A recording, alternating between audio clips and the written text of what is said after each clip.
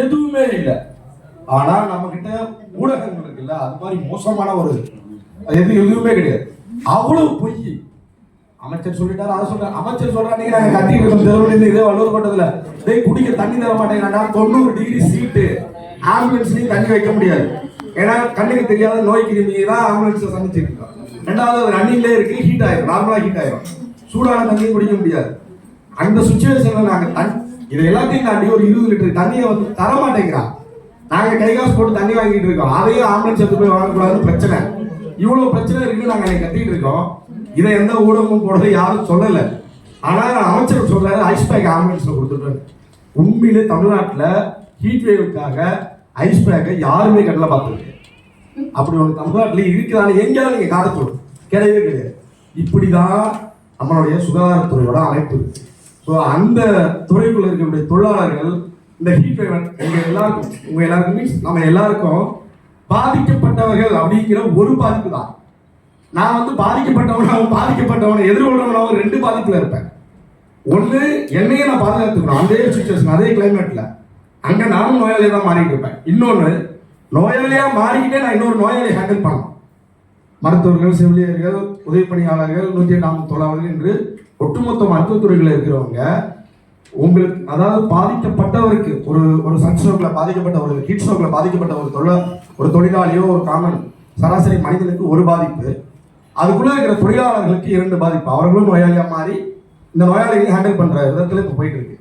So இதை சரி பண்ண முடியுமோ, இதை சரி பண்ணணும், கண்டிப்பா பண்ணணும். இதுக்கெல்லாம் காரணம் ஒன்னே ஒண்ணுதான், சுரண்டல், லாபம். லாபத்துக்காக தான் இது எல்லாமே நடக்குது. இந்த சுற்றுச்சூழல் பாதிப்பு எங்க இருந்து வருது, ஏன் வருது? குளோபல் வார்மிங் தான் பெரிய பிரச்சனை. ஏன் பேசிட்டு இருக்கிறோம்? எல்லா உலக நாடுகளுக்குள்ள வந்துருச்சு. எதனால? எலான் மஸ்கால ஒரு ட்வீட் போட்டு ஒரு ஆட்சிகளை மாற்றக்கூடிய வாய்ப்பு இருக்கிற அதுதான் காரணம். 1008 சட்டம், பிரான்ஸ் ஒப்பந்தம், எது வேணாலும் போடலாம். ஆனா அது எல்லாமே யாருக்காக செயல்படுதுங்கிறப்ப இங்க பிரதான லாபம். தொழிலாளி மேல இருக்கிற சுரண்டலோட கம்பேர் பண்றப்ப ஹீட் வேவ் வந்து கருணை உள்ளதாக தான் பார்க்க வேண்டியதா இருக்கு. அப்ப அதுதான் சுரண்டலுக்காக தானே எனக்கு தண்ணி தர மாட்டேங்கிறான், நமக்கு நிலவு, நமக்கு பாதுகாப்பான வேலை எதுவுமே இல்லை. அப்ப அதோட கம்பேர் பண்றப்ப ஹீட் ஸ்ட்ரோக் வந்து குறைவுதான். அந்த ஹீட் ஸ்ட்ரோக் வர்றதுக்கு காரணமும் அந்த சுரண்டல் தான். அப்ப இங்க இந்த சுற்றுச்சூழல் பாதுகாப்பு, பெண் விடுதலை, அப்புறம் ஜாதி ஒழிப்பு, இதையெல்லாம் தனித்தனியெல்லாம் போராடியெல்லாம் இங்க ஒழிக்கவும் முடியாது, மாற்ற முடியாது, சட்டம் போட்டும் மாற்ற முடியாது. அதுக்கெல்லாம் ஒரே தீர்வு சமூக மாற்றம். உற்பத்தி மக்களுக்கானதா, சமூகத்துக்கானதா இருக்கணும். அப்ப அப்படி இருக்கிறப்பதான் இங்க லாபத்துக்காக இங்க போட்டு எல்லாத்தையும் காலி பண்ண முடியாது. ஒரு மடங்குக்கு உத்தரவாதம் கொடுத்துட்டு இதே பூலை நண்பர்களோட போராட்டத்துல நானும் போன தடவை கலந்துக்கிட்டேன். இப்ப கல்யாணத்துல போராட்டமே நடத்த முடியல. அப்புறம் 100 மடங்கு 1000 மடங்கு வெட்டி அள்ளி எடுத்து போயிட்டு இருக்காங்க, எங்கேயுமே போராடவே முடியல. இப்ப அப்புறம் நம்ம சட்டத்தை எங்க இருந்து கொண்டு 4 கூட மாத்திட்டாரு மோடி சட்டத்தை மாத்துறது கூட தமிழ்நாட்டில் அதோட சோதனை எலிகளாக இங்க பராமரிக்கப்பட்டவர்கள் ஹெல்த் டிபார்ட்மெண்டோட ஒர்க்கர்ஸ். இந்த 4 கோடில் இருக்கிற அத்தனை சரத்துகளையும் ஹெல்த் டிபார்ட்மெண்ட்ல அப்ளை பண்ணி இன்னைக்கு இருக்கிற இதே திமுக அரசும் பாஜகவும் கூட்டணியில் இருந்தப்ப லட்சக்கணக்கான மருத்துவத்துறை தொழிலாளர்கள் சோதனை எலிகளாக பயன்படுத்தி இன்னைக்கு 4 கோடி கொண்டு வந்திருக்காங்க. அப்ப நாங்க நேரடி சோதனை எலிகள். அதனால இப்ப நம்ம பேசிட்டு இருக்கோம், சட்டம் கொண்டு வரும். இப்ப 4 கோடு, அதுல 1 கோடை வந்து நம்ம அதுல ஏதாவது கரெக்ஷன் கொண்டு வரும், ஒரு புண்ணியமும் இல்லை. ஏன்னா இந்த விதி எழுதுறதுக்கு முன்னாடி இங்க நடைமுறைப்படுத்திட்டு இருக்காங்க.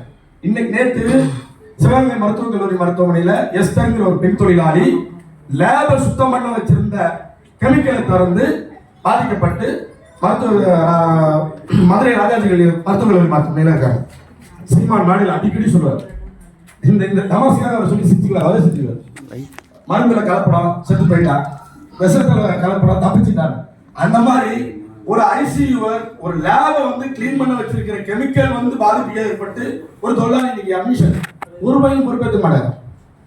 மருத்துவக் கல்லூரி மருத்துவமனை அவங்க என்ன சொல்றாங்க, இவங்க கிறிஸ்டல் ஒர்க்கர் என்ன சொல்றான், எனக்கு காலம் முடிஞ்சு போச்சு, என்னோட கான்ட்ராக்ட் பீரியட் முடிஞ்சு போச்சுங்கிறான். அப்படிங்கிற சூழ்நிலை என்னதான் இருக்கு. என்னதான் சட்ட திருத்தம் எல்லாம் எதை கொண்டு வந்தாலும் ரெஸ்பான்சிபிலிட்டி, ஒர்க்கர்ஸுக்கான பிரச்சனையை ரெஸ்பான்சிபிலிட்டி எடுத்துக்கிறதுக்கு யாரும் இந்த சிஸ்டத்துல. அப்ப இதற்கான தீர்வு அமைப்பு ரீதியா சட்ட ரீதியான தோழர்கள் முன்னெடுக்கிற மாதிரி சட்ட திருத்தம், சட்டம், இதை வந்து சம்பிரதாயத்துக்காக எடுத்துக்கிட்டு தொழிலாளர்கள் எல்லாமே வந்து சமூக மாற்றமும் இந்த உற்பத்தி முறை சமூகத்துக்காக இருக்கணும், மக்களுக்கான உற்பத்தியா இருக்கணும், லாபத்துக்கான உற்பத்தியா இருக்கக்கூடாதுங்கிற அந்த முன்னெடுப்பை முன்னெடுக்காதவரை தீர்வு என்ற ஒன்று முழுமையாக கிடைக்காது. அத்தகைய தீர்வை நோக்கி நம்மை அனைவரும் ஓரணியில் அணிதிரட்டுவதற்கு ஒரு வாய்ப்பை ஏற்படுத்தி கொடுத்த பூலகின் நண்பர்கள் அமைப்பிற்கும் இங்கே வந்திருக்கக்கூடிய அனைத்து தோழர்களுக்கும் நன்றியும் பிரச்சனை.